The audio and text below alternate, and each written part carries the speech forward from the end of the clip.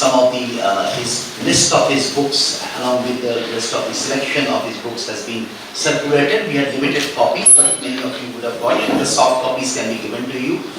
So it is a great pleasure to have him amongst us as a visiting professor to the institute, to BGI, and I'm particularly happy to announce to at least the newer ones, because other people, everybody knows that Professor Salman Akhtar is actually one of our alumni, as I had said in the earlier introduction in the conference hall in the department as well. So it is a kind of a homecoming as well for him, in a manner of speaking. And he did visit the institute earlier, but that was 22 years ago in 2001, and now here he is again. We also welcome Mrs. Mugi Alkhan, I think, yeah. So wife, who is also a clinical psychologist and psychotherapist. Welcome Mugi, welcome Salman Sahib. And I don't want to stand between you and him.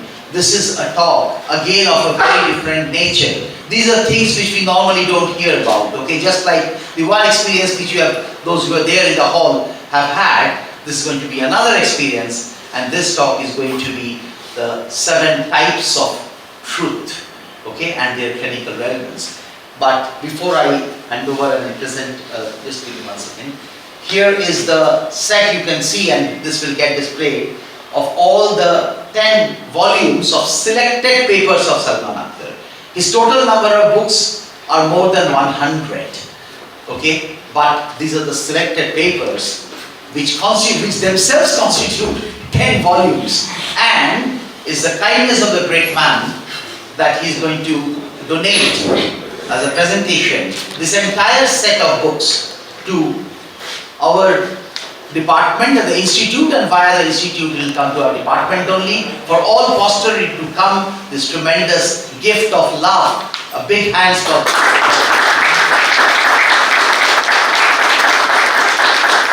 let me present, have the pleasure of presenting a flower bouquet to Professor Akhtar, and Mugi, please.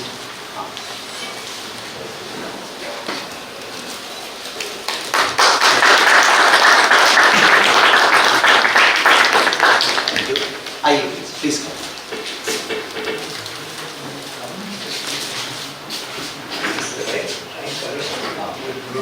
Yeah.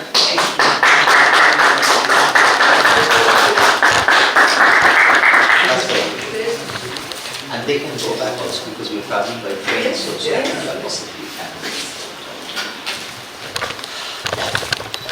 that's it from our side, from my side, but obviously now as they say, let the show begin. Okay, let's go to this.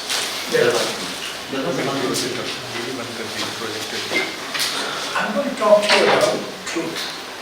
Why? The reason is there are 2 sets of reasons. One is mental illness of any variety, psychosis, neurosis, personality disorder, addiction, perversion, all these things. They take us away from truth. Mental illness is about lies. Different kinds of lies, different degrees of lies, different degrees of deception of others or of oneself. So, and mental health and truth is the same. Without truth, there is no mental health. That does not mean we cannot lie a little bit. Of course we can. From time to time, a small amount of social lying is okay. But mental health in the end is about being truthful, and it's about the truth. But the problem is how to define what truth is. And there are many definitions and many theories. So if you look at the dictionary, an open dictionary, and go to the word truth, there will be this much. And what does it say? That it is something that reflects facts. But what are facts? That's a problematic thing. It says it is internally consistent, or even it says it has a certain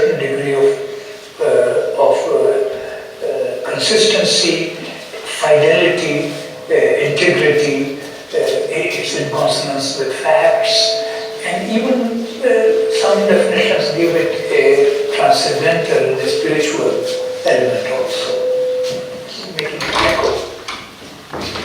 So now, थोड़ा सा volume कम कर दें इसका, क्योंकि I think it's causing echo. Yes, ठीक है, अब बढ़िया है, you can hear me. Okay, so there are many theories about how to ascertain what truth is. And essentially, there are 5 theories. One theory is called the theory of correspondence. Theory of correspondence means that somehow what is truth reflects reality. So if I say, this is a water bottle, now we have to agree that reality, that this is water bottle, then my statement, this is water bottle, will be truth. Okay, so that's one way of thinking about it. Another one is coherence. That I say I'm a psychiatrist, I did psychiatry residency, before that I went to medical school. Now this is making some sense, it's fitting together. So how did I become psychiatrist? Medical school, psychiatry residency. Makes sense? So this is truth. This is called the coherence parameter. One is the correspondence with reality parameter, one is the coherence parameter. One is pragmatic, that the truth should have some kind of usefulness, some kind of applicability to something. You know, this is a water bottle, that means we can drink from it.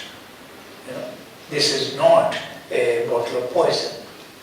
That means if it's a bottle of poison, that's also a practical applicability, we should avoid it, and so on and so forth. Then there's a theory which says that truth is determined by consensus. That the more people agree that this is a water bottle, the more true this statement will be. And finally, there is an interesting theory called the semantic theory of truth, which says truth can only be defined in very small segments, not in big segments. The moment we go to bigger picture, the definition of truth becomes very, very dubious. Small things, this is a pen, one can say this is truth. You know, but we say pens are made in the United States, now we are in deep trouble.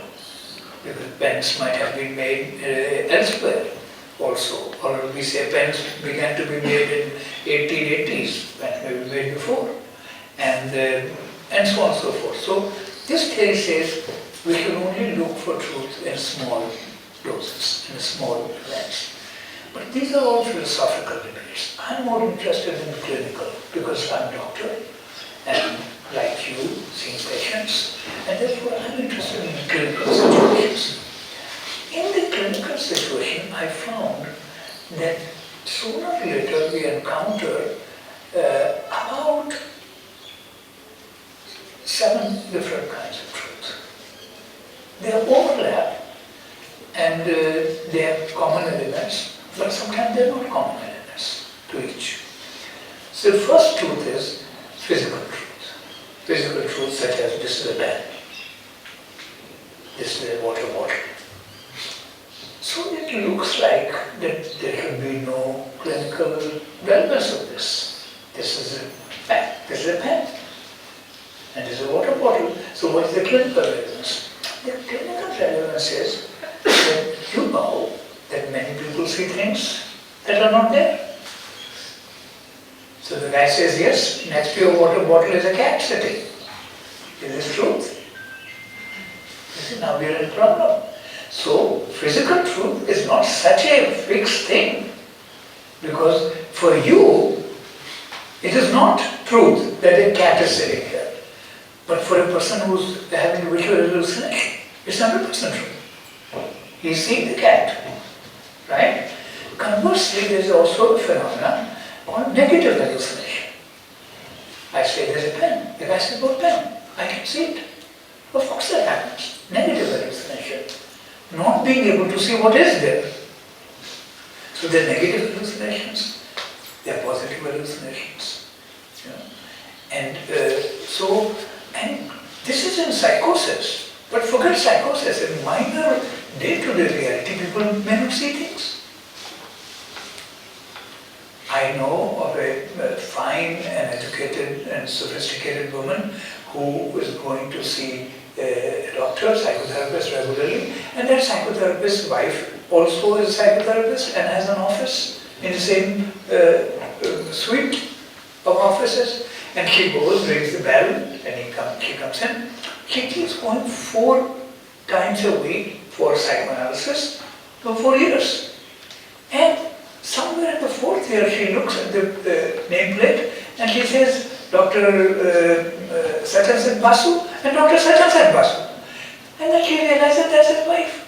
But she had not seen this sign for 4 years. Isn't it interesting? The sign was always there. I have had a clinical experience where a young man, 32 years old, was in psychoanalysis with me, and he's coming to my office, lying down on the couch, coming 4 times a week, and a nice, educated, bright man, and said, some 2 years in the treatment, one day he says to me, wow, I didn't realize you have so many books in this shelf, or in this wall. Did you get them recently? The fact was, the wall was filled with bookshelves for always. So I said, you noticing it now? He said, yes, I never saw them. Then he explains further. He says, you know, I've been coming here 2 years now. For 2.5 years, I have felt that I'm in a blanket. And I'll just come in and I lie down in a nice blanket and I talk to you and I leave. And now I'm looking, oh, that painting, I never saw that. This is like a baby waking up or something. You know, baby was one with the mother and now separated. Around 8-10 months, the baby begins to look at his hands, or puts at the nose of the mother to see whether he'll come out or not, or glasses, or necklace. You know, the differentiation phase where the baby is separated from the mother, motorically and then psychologically. So this patient, for the first time, he sees this picture, this book, 2 years, coming 4 times a week, never saw it. I trust him, he didn't see it. I know the woman who never saw the sign of the analyst's wife. She never saw the name. Because she didn't want to. Because she had feelings about the analyst's wife. Because the fact feeling that the analyst had a wife was stirring up all kinds of feelings.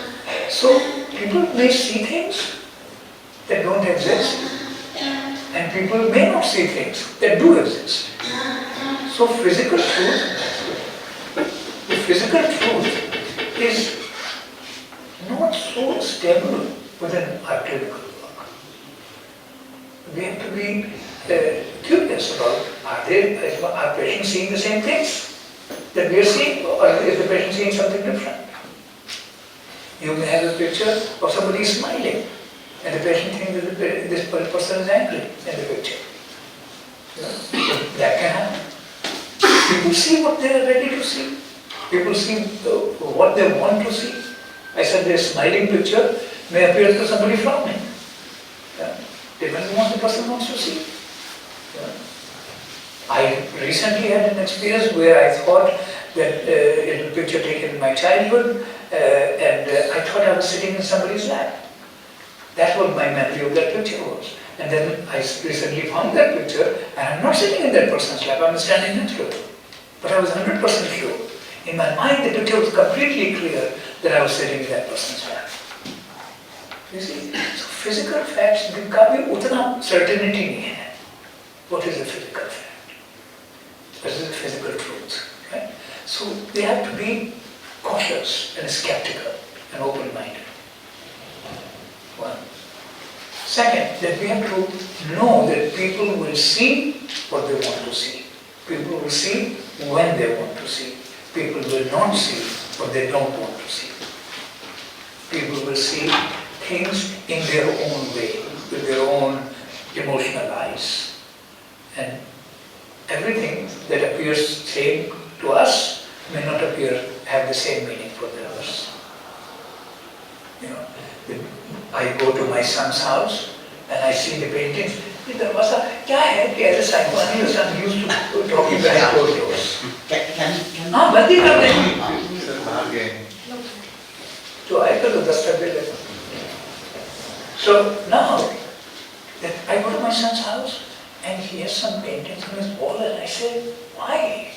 They're horrible. I hope it's not being recorded. But it's being recorded, I just was joking. They're horrible. But that's his taste. He obviously doesn't think they're horrible. He must like them. They're very different from my taste. And I don't say anything. He's a grown-up man. But he must see beauty in them. I don't. So that is one thing about physical facts, that we have not been committed that this is something truth. It depends on the emotional state, on the personal biases, on the personal preferences, on degree of brain functioning, mental functioning, emotional conflicts and so on. So that's one, physical truth. The second thing is a historical truth. Historical truth. Okay, the historical truth that Mr. Morarji Desai was the Prime Minister of India. Okay, that's the historical truth. I think we agree on that. Then there was a Panipat war, I forget between whom and whom. I think mostly agree on that. I'm trying to be not provocative, it's being very difficult. Jesus visited Cochin. Now we are getting in little murky waters. Did Jesus visit Cochin? I don't know. There are people who believe that. And there are many other examples can be given which have created a lot of trouble in this country. Was Rama a real person? Did he really exist? Do we know where our grandmother or our grandmother's grandmother was born? And if we don't know that, how do we know that Rama was born in this place? See, the historical truths are very problematic. See, what happens with historical truths all over the world is who is writing the history? Who is writing the history? Why is the person writing the history? When is the person writing the history? What is the person writing and what is the person not writing? What is the person writing and what is the person not writing? And why? And for whom? And who's reading it? For what purpose? Just take a simple example. The relationship between Hindus and Muslims in India. There are two narratives. One narrative is that Hindus and Muslims are fundamentally different kind of people and they have never gotten along and there's been chronic strife between them in one form or the other. A second narrative is that Hindus and Muslims get along perfectly fine, they are good brothers and they have always gotten along well. The fact is both the statements are true. In my reading of history, both the statements are true. There have been cooperation and there have been confrontation. There have been love and there has been hate. Both of them true. It depends upon who begins to write the history and emphasize which narrative, for what purpose, when, for whom. So history is a very slippery thing, historical truth. And this is true of Israel and Palestine. You ask the Palestinians, they have a history of the same land, and the Israelis have a history of the same land. So historical truth is a very slippery thing, very slippery. And the more remote it gets, the more slippery it becomes. The more emotional matters it gets caught in, which obviously has religion, politics, and such, the more it gets caught. Money in families, we can break up saying that your father wanted me to have this house. There's no written paper, but he says, no, I could see in his eyes. You could see it in his eyes. You see? So, historical truth, first of all, who is writing the history? When he is writing the history? For whom? What is he including? What is he not including? What are the sources? What are the purposes? For what intention is this history being read and propagated? For whom? With what results? And most history is written by men.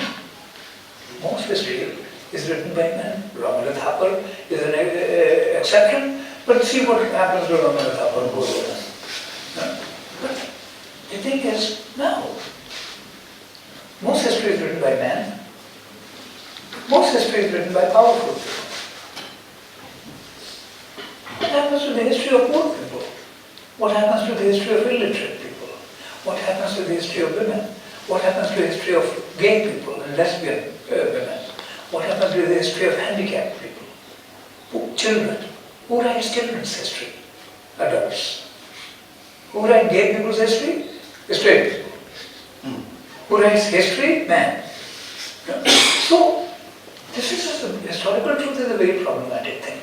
Now, forget all this politics. Clinical situation. Patient says, my father used to beat me. Do we really know this?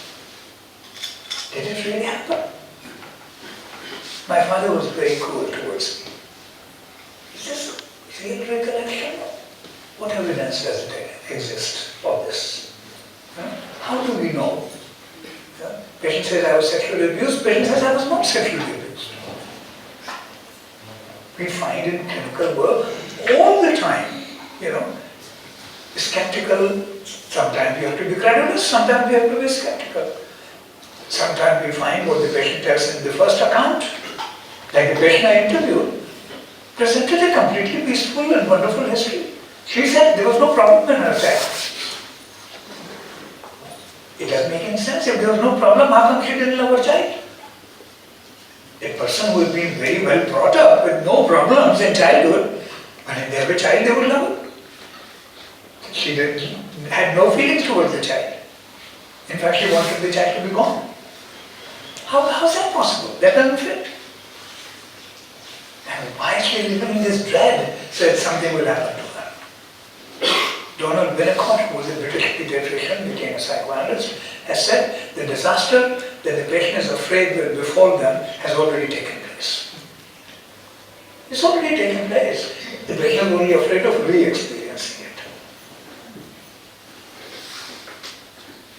So that patients give us history which may not be true as we go along and we find things change. We ourselves carry what is called a personal myth. I was like this, I was like this, I was like this, and then this happened, and that's how I am like this. Now we go and talk to our uncle or our aunt, and he tells us things that don't fit with what we believed our childhood was like. Now we have to revise this. We are in psychotherapy and we recall new things. So historical truth, both in big time political history, social history, but also in personal history, is a little bit suspect and slippery. So we should start with credulousness, but not close the window in skepticism. Like I interviewed this patient who presented such a peaceful and nonchalant history. Going to school was good, mother was good, father was good, big family, everybody happy, fancy school, no problem. Now this was the first interview, so I did say that, look, it's not making any sense to me. If you were brought up so well, how come you didn't love your child? Yeah? So there's a problem there. But we'll wait, we'll rush. So, physical truth, historical truth. Our physical truth, always think that don't take that what you are seeing, the other person is also seeing. The other person may be seeing more or less or different. Historical truth, what you believe is history, is one version of that history. There are many versions exist.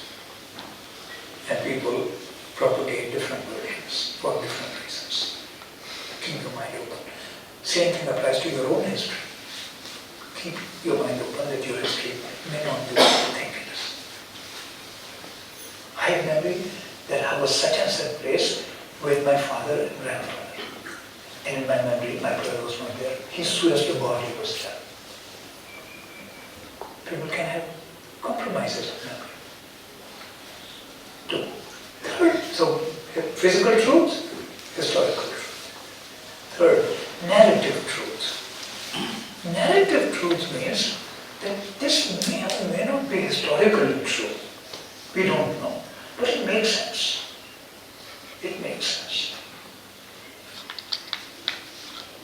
It hangs together. It has an internal consistency and an aesthetic appeal to our common sense.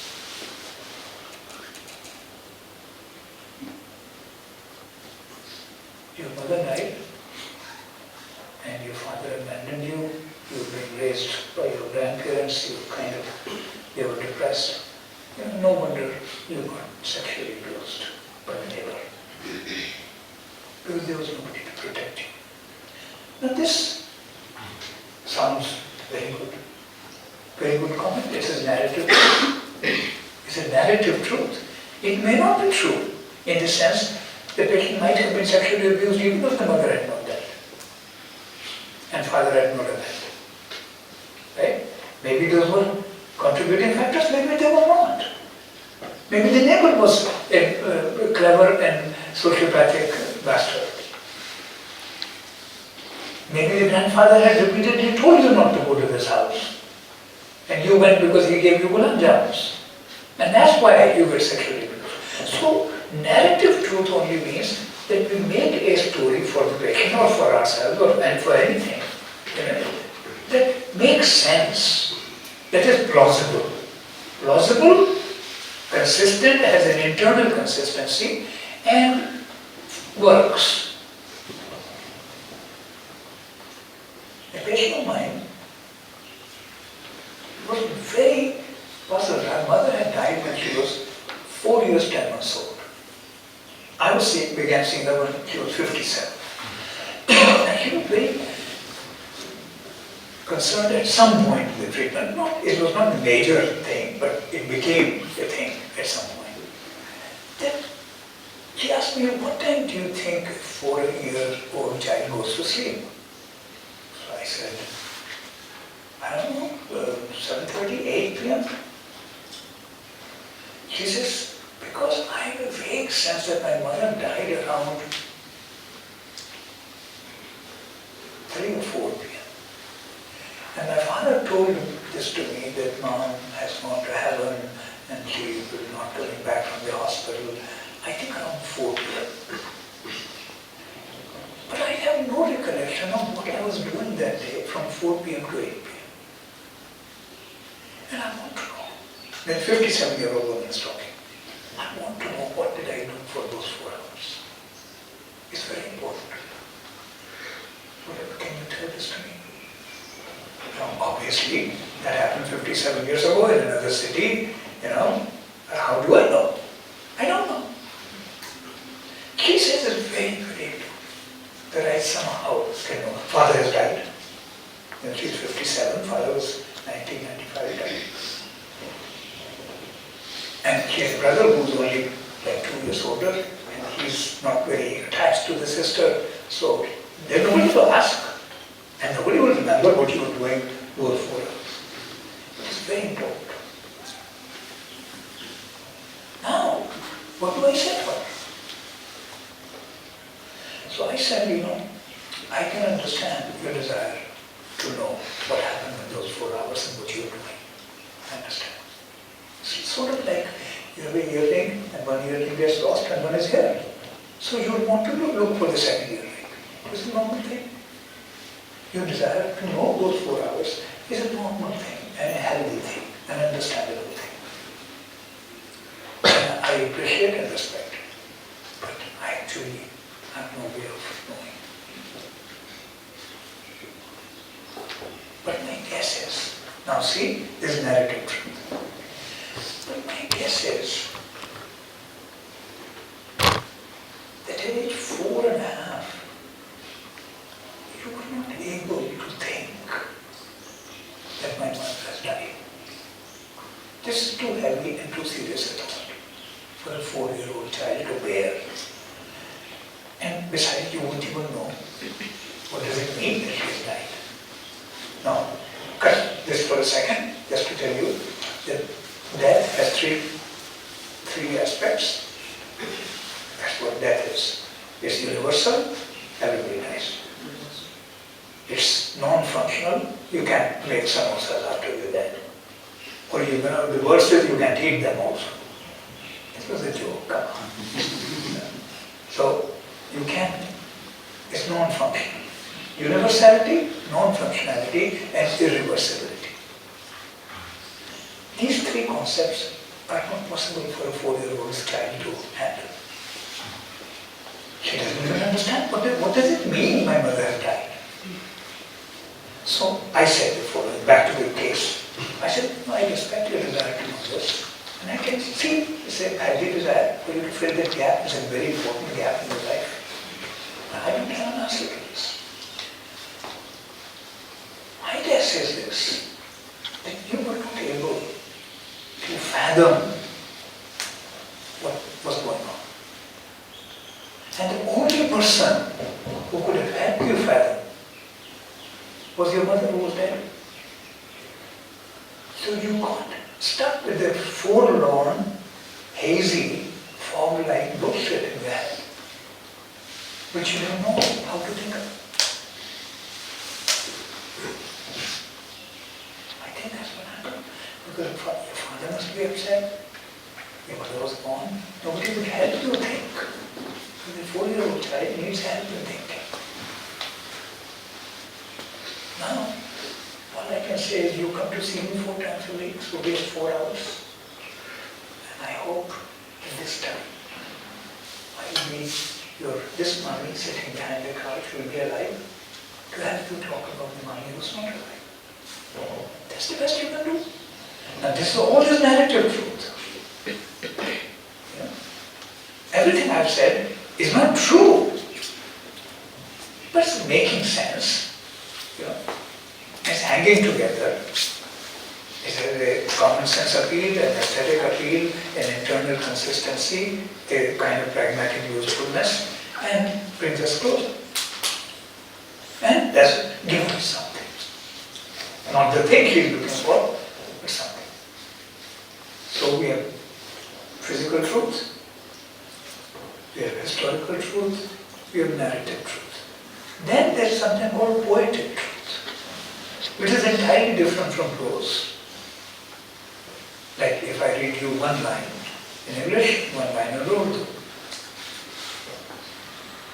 English, what is sadder than a train stopped in rain? That's from Pablo Neruda.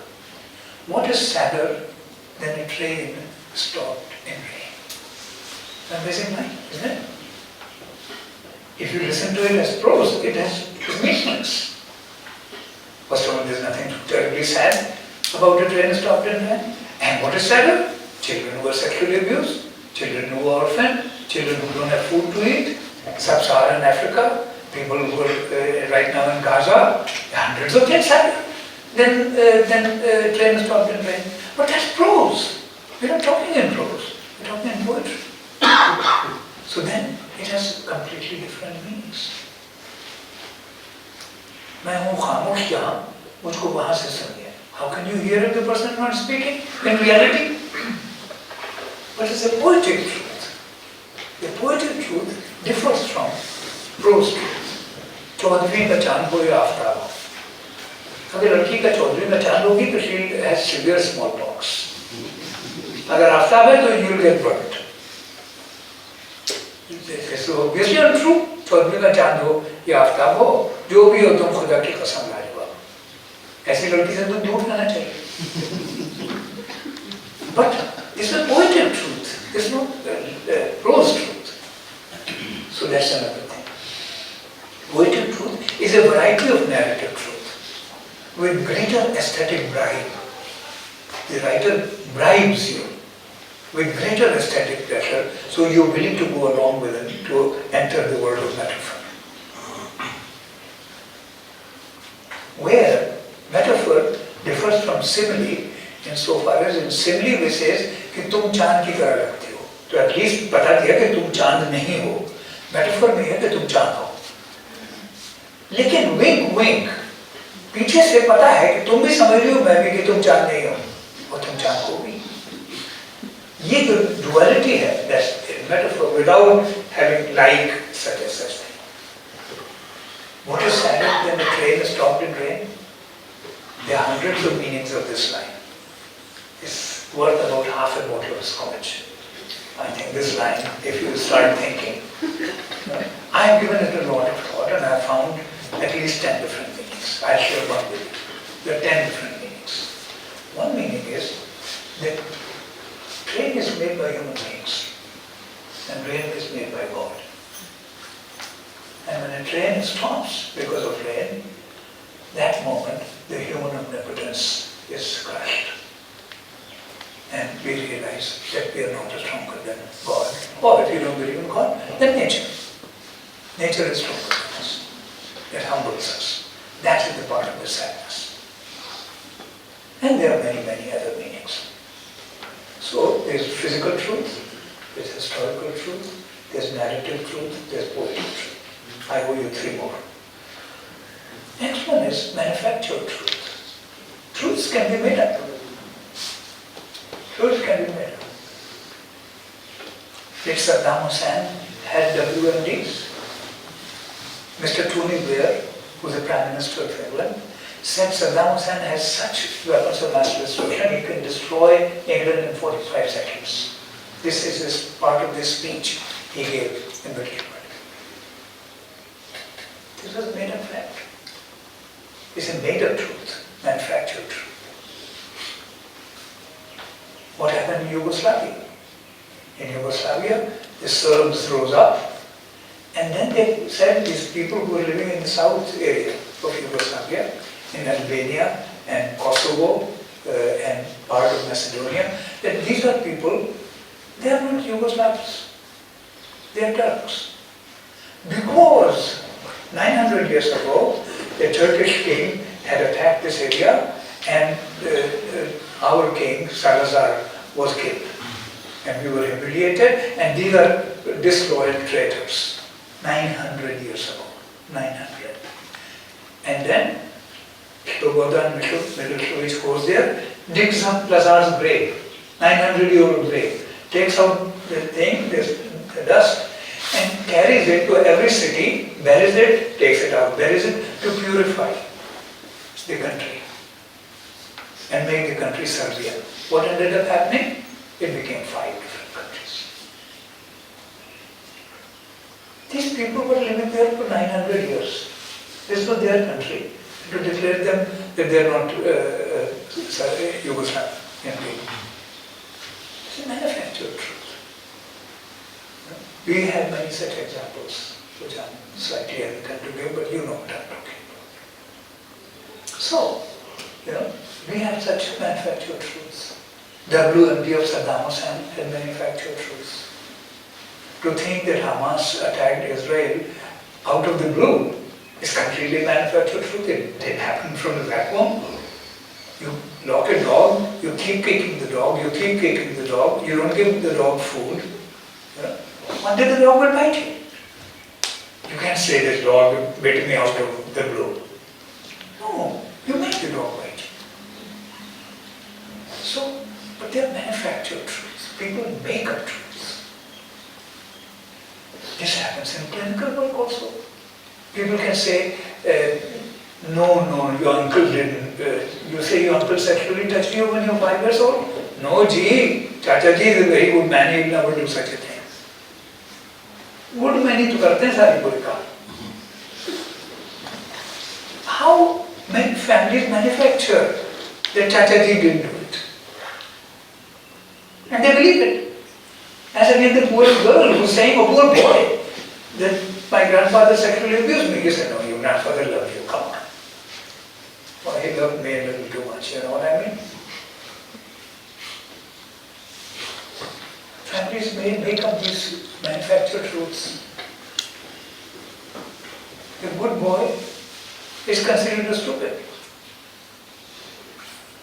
One boy is considered smart. Even if he does something bad, that is attached to his smartness. Raju चोरी करता है ना gold की घर से, इतनी smartness से चोरी करता है, मैं तो हैरान रह जाती हूँ. it creates a super disturbance in this boy. I said, Raju, when he steals the diamonds, he's so clever in the stealing. Raju's mother is telling all the guests sitting in the dinner. चोरी किया लेकिन बड़ी smartness से मुझे तो पता ही नहीं चला कितना स्मार्ट है. छोटा बच्चा है, वो स्मार्ट है. So when the little younger child who's smarter and he says something smart, did your older brother tell you this? उसकी smartness चोरी कर ली. These are manufactured truths. No, your older brother must have told you this. How do you know what's the capital of Czech Republic? Raju must have told you. The boy read in a book. No, Raju told you. Happens all the time. Manufactured truths. Manufactured truths. Your uncle was a good man. He could never have sexually abused you. But he was a good man who sexually abused you. And he was not so good anyway, as you think. Families manufacture truths. All families find one family member in whom they deposit their problems. And then the mistreated member not only becomes chronically depressed, but also is used for the family's purposes, to stay bad and help them also. It's typical of families. So, physical truth, historical truth, narrative truth, poetic truth, manufactured truth, both in politics and in families. That leaves us to other truths. Legal truth. Legal truth is a slippery thing. I didn't know this. Legal truth is called, there are two kinds. One is called substantive truth and one is called provable truth. So, if you kill somebody, but if you are a very good lawyer, and if you have thrown the gun immediately in some river, you may never be caught, never be punished. If you have not seen a movie, I urge you to see a movie. It's a great movie by Alfred Hitchcock called Strangers on the Train, where there's a train going and there's a guy who is a famous tennis player, world renowned, and the guy comes and sits next to him. He says, I know who you are, I'm a great fan of yours, I watch every game, and blah. He said, thank you. He said, no, can I offer you a drink? Please have a drink with me. They start drinking. Then, after a couple of drinks, this guy who is his fan says, I know one thing about you. I know everything about you. And I know one thing about you. You hate your wife, don't you? He said, no, I don't. I know it. And I know that you are a mistress in such and such city. Because I've been following you all my life, that's all I do. And then he says, you know what? Don't worry. I'll kill your wife for you. He said, don't be crazy. He said, no, I'll kill your wife. Because murders are caught because of three reasons. Motive, why did you want to kill somebody? Method, how did you kill them? And opportunity. He said, I know you live in Pittsburgh. I've never been to that city ever in my life. And I'll just be in that city for 10 minutes. I'll go from the airport, take a taxi, go kill your wife, take a plane, come out. I've never been to that city. So there will be no opportunity. Gun, I'll immediately get rid of. There will be no method. And there will be no motive. I have nothing to do with your wife. Nobody can link me to your wife. You'll be completely safe, trust me. Guy says, you're crazy, get out. 2 days later, the wife is dead. This is the first 20 minutes of the movie, and then the movie begins. It's a fabulous movie. So, legal truth is what can be proven. Substantive truth is what actually happened. And O.J. Simpson definitely killed this woman, Nicole. And when it happened, on an individual level, I was very upset that he got off. On a higher, bigger communal level, I was very happy. Because white people do all kind of bullshit and get off all the time, rich white people. So let one rich black person also get off. Acha, kyun nahi? At societal level, I thought it was a fabulous thing. At an individual level for Nicole and her boyfriend, that was a horrible thing that this guy got off. But he definitely did, but the glove did not fit. So those kinds of things. Legal truth. And finally, there is what I would call existential truth. Existential truths are, which are the fundamental realities of life, which are inescapable, such as all of us are born because our father and mother had sexual intercourse. This is a serious matter. We can't deny this. And it has repercussions in the mind. One. Two, and don't think that they had sexual intercourse only twice because you have only one brother. Don't delude yourself like that. So you have to understand parents being regular human beings. And the existential truth is that time travels only in one direction. Time travels only in one direction. You're not going to be 4 years old again. Somebody asked me, do you want to be 19, 20 again? I said, no, I was stupid. I don't know what I was thinking. I doubt that I was capable of thinking. I was just acting out everything all the time. इतनी अकल के साथ अगर हो जाऊँ 19, तब ठीक है. लेकिन वो तो दोनों चीज़ तो मिलती हैं. So, time travels only one direction. You can be in two places at the same time.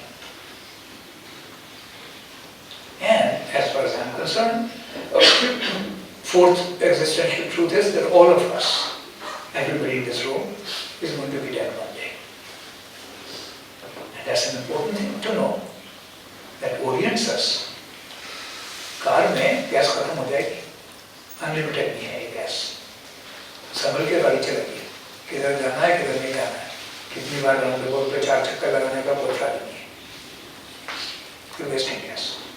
And as far as I'm concerned, उसके बाद कहीं और नहीं जाना है, डेथ के बाद. This is over, it's over. That's what my personal belief is. You can believe differently. But the existential truth is that we will die. We die, we cannot become a child again, we cannot start life all over again. Whatever has happened, and we have to live with it. We'll never have complete peace and complete goodness. No matter how good things get, there will be a problem. कभी किसी को मुकम्मल जहाँ नहीं मिलता, कहीं ज़मीन तो कहीं आसमान. Always there will be some blemish, always there is some complaint, always some shortfall. These are existential truths. That is, all philosophers know that life cannot be lived without suffering. So, and there are many patients of ours who think that they can become a child again. They are acting as if they can start life all over again. So, they become 50, then they dye their hair, grow sideburns, buy a yellow car. उससे क्या होगा? 19 के तो नहीं हो जाओगे फिर से. Midlife crisis, right? Denial of aging. So, all these truths, physical, historical, narrative, poetic, manufactured, legal, and existential. All these 7 truths are in play, more or less, one or the other, or maybe more than one, at a time in a clinical situation. And therefore, our attitude towards our clinical work must be a healthy mixture of credulousness and skepticism. Sometimes this more, sometimes this more. Sometimes this in the beginning, sometimes this in the beginning, sometimes this much, sometimes this much. But never fully credulous and never fully skeptical. And that is the whole art of listening to people, of being with people, and also about one's own self. To be credulous about one's history and have some self-respect for one's point of view. Also know that one's point of view can be wrong and may be biased and such.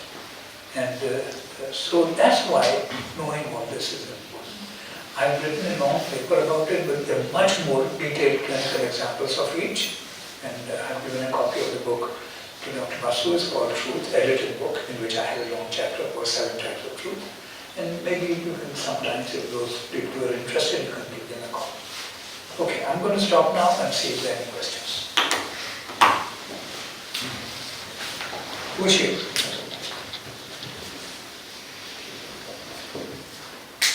Ask us.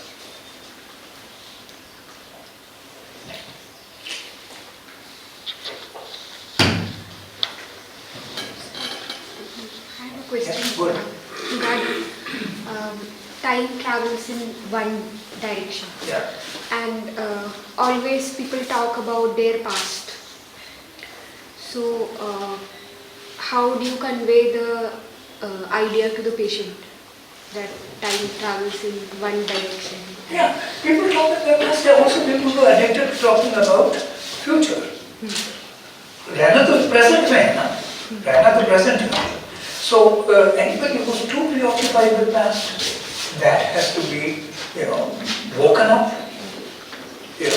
The fact is that we are too preoccupied with past only because the past was very traumatic and it has hurt us. So it's like a person who's having a toothache, so he's preoccupied with toothache. So similarly, if the past has been very bad, then it calls our attention. And it's like a wound which keeps irritating us and keep calling our attention. So it will be the healing of that wound will diminish. So one of the things we know that in proper psychotherapy, as the patient is getting better, their preoccupation with past becomes less and their attention shifts towards present and future. Yeah. But on the other hand, there are people who are addicted to future. And always keep, मैं ये करूँगा, वो करूँगा, वो करूँगा. आज क्या करो भैया? So they are not in the present. So preoccupation with nostalgia and idealization. Both can be defenses against living fully in today, which is where life is. But both are important. Of course, we can be completely de-linked from our past, should not be. And we cannot not think of future. We have to. But hopefully they will not dominate our mind.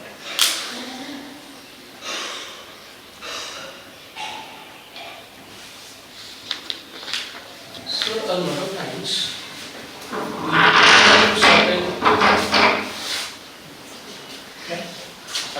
we hold on to certain narratives.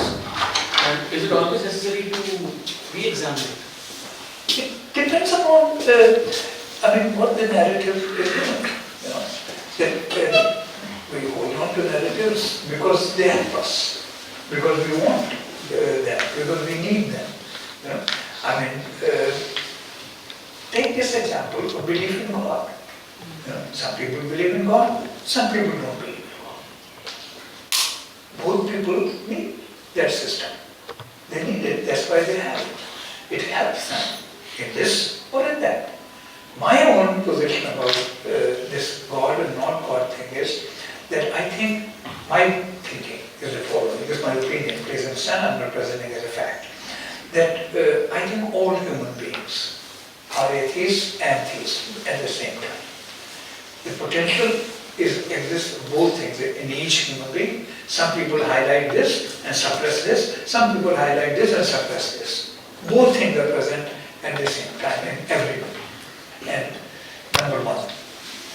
And therefore taking one side is to give up on certain other experiences within oneself. Secondly, this is not a question that should be asked beyond the age of 17, 18. That does God exist? This is a question for children. Does poetry exist? What is the meaning of cricket? Why are those two people running after a little ball? ये क्या हो रहा है? इतने लोग 50,000 लोग ताली बजा रहे हैं, एक आदमी ने बॉल मार दी। उसमें क्या बड़ा काम कर दिया यार? तुम जाओ, कोई और काम करो। नहीं, cricket is a serious thing. Right?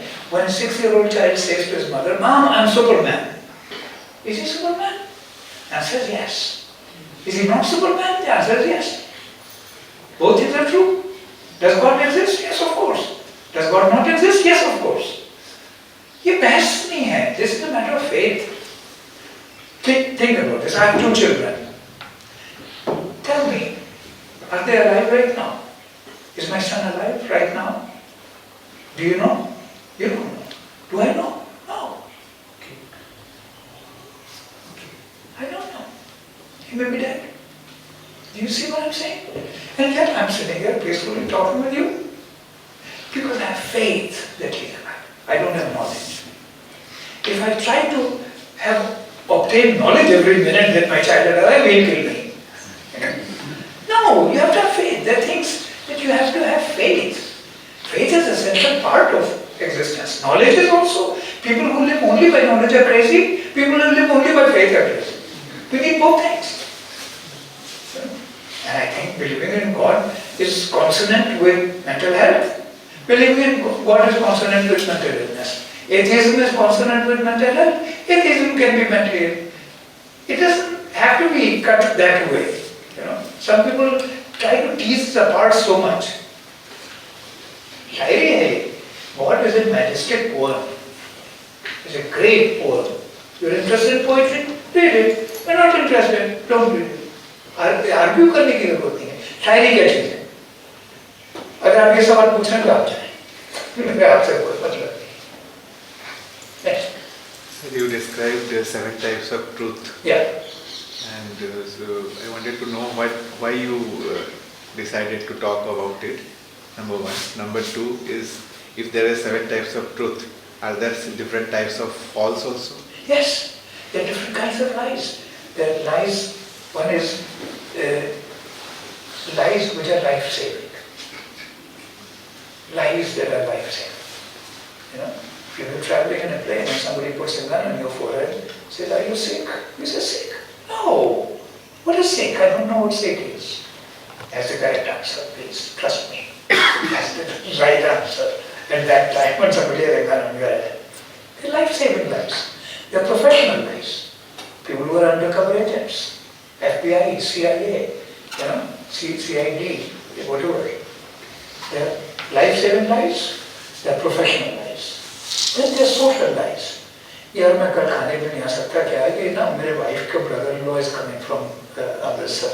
अब वो कल आ जाएगा 6 बजे तो कैसे आऊँगा तुम्हारे घर? कोई नहीं आ रहा है, यू लाइन. It's okay. बच्चे की तबीयत ठीक नहीं है, डायरिया हो गया बच्चे को, क्या करो? So social lies we all do. Life-saving lies, professional lies, social lies. Then there are narcissistic lies, where you're lying to make yourself something bigger, fancier, or avoid shame. मैं पूछूं आपने ये पढ़ी है किताब टैगोर की किताब or have you actually read Gita? Oh yes. The fact is you are not. लोग जो बोलते हैं narcissistic, shame-saving lies, right? Narcissistic life में एक ये है कि अगर मैं पूछूं have you read Gita and you have not read, but that evening you go and buy Gita and start reading, that's a better prognosis. That's a better prognosis. And after मैंने झूठ भी बोल दिया फिर उसके बाद भी नहीं पढ़ी, that's a bad prognosis. Then there are sadistic lies, where I tell you, I met your cousin and he was saying such bad things about you. And he didn't. But I'm telling you this to create a problem. Sadistic lies. Then there are antisocial lies. To lie, to get money, sex, food, shelter, ride, something. Lie to get something. Like we have a congressman in USA just now who was fired yesterday, George Santos, who lied about everything to get elected. Everything. People lie about all kinds of things to get things. That is antisocial lies. And finally there's a syndrome called pathological lying, which is not about lying. It is not about lying, which is about a deep-seated, consistent and relentless inability to speak the truth. So you say, where did you stay? Now I stayed in the guest house. Last night, I stayed in the Carabao. इसका कोई फायदा नहीं है. You say, what time did you arrive yesterday? We arrived here 4 o'clock, or whatever, 3 o'clock. I say 3:45. उसका कोई फायदा नहीं है. वो किस लिए लाइक होता है कि गाड़ी में जो अभी आप आए हैं डॉक्टर बासु के साथ, किस रंग की गाड़ी थी? रेड. सफेद गाड़ी थी. इसका कोई फायदा नहीं है. This is called pathological lying. This is about the inability to tell the truth.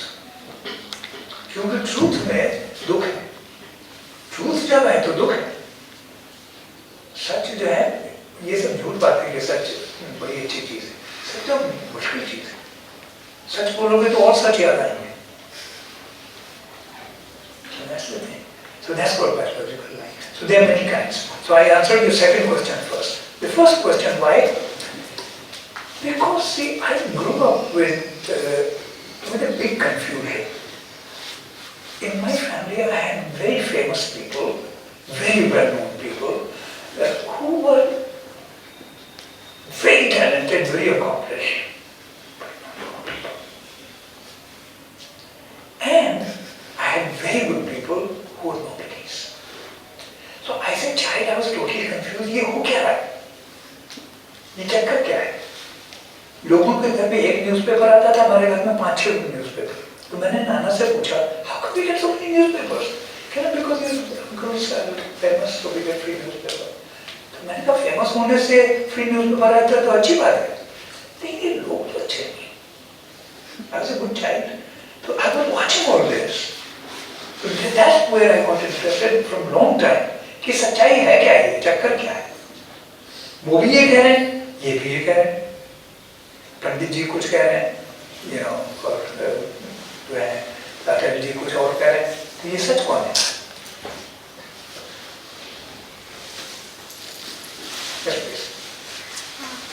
My question is regarding manufactured lies, sir. So why can't that be classified under lies? And the second question is, when the family is telling a manufactured lie regarding the abuse example that you said, what should be our approach to that? Yeah, I mean, you see, manufactured truth, like your uncle is a decent man, he will never do such a thing. This fact has been made up by the family that the uncle is decent. The uncle is not decent, he abused little children. This fact would have to be questioned. So sometimes, many times in psychotherapy, a point may come that a family intervention may be needed, a group confrontation may be needed. Like last time in 2001 when I interviewed the patient here,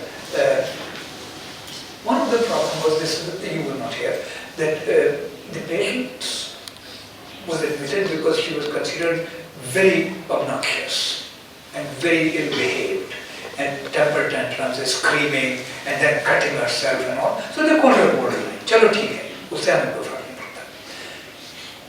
What was the problem was that her father was very against her wearing sleeveless blouses and putting lipstick and wearing jewelry.